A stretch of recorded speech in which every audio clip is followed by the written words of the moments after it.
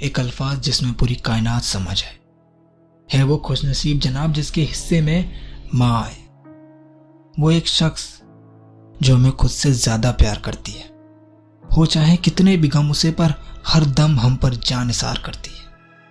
वो जो खुद रातों को जाग कर हमें चैन से सुलाती है, हम पेट भर खा लें सिर्फ इसलिए वो भूखे पेट रह जाती है। किसी को 9 महीने कोख में और ताउम्र के लिए दिल में घर देना आसान तो नहीं। जब हो जाए औलाद बड़ी तो उसकी धुतकार को मुस्कुराकर भुला देना आसान तो नहीं।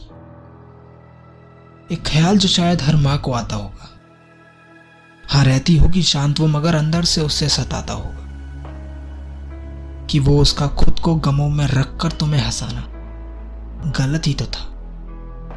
तुम सिर्फ आराम से सो जाओ इसलिए खुद को रात भर जगाना गलत ही तो था। तुम्हें जो अगर देर हो जाए कहीं तो जाओ उसकी निकल जाती है। जो हो तुम बेचैन तो नींद उसे भी कहाँ आती है। तुम चाहे कितना भी सता लो उसे, पर तुम हमेशा उसकी जान ही रहोगे। निकाल दो भले ही तुम उसे दिल से अपने, पर फिर भी उसकी कोख का अरमा ही रहोगे।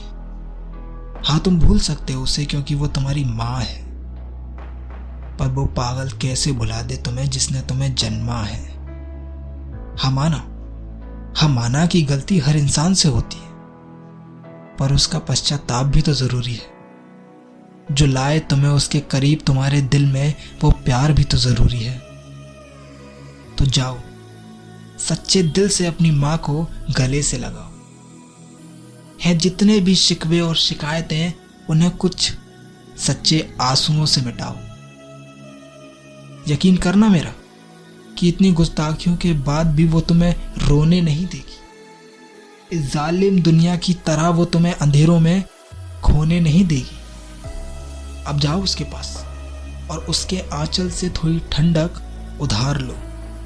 सो जाओ पैरों में उसके और इस बिगड़ी तकदीर को संवार लो। सो जाओ पैरों में उसके और इस बिगड़ी तकदीर को संवार लो।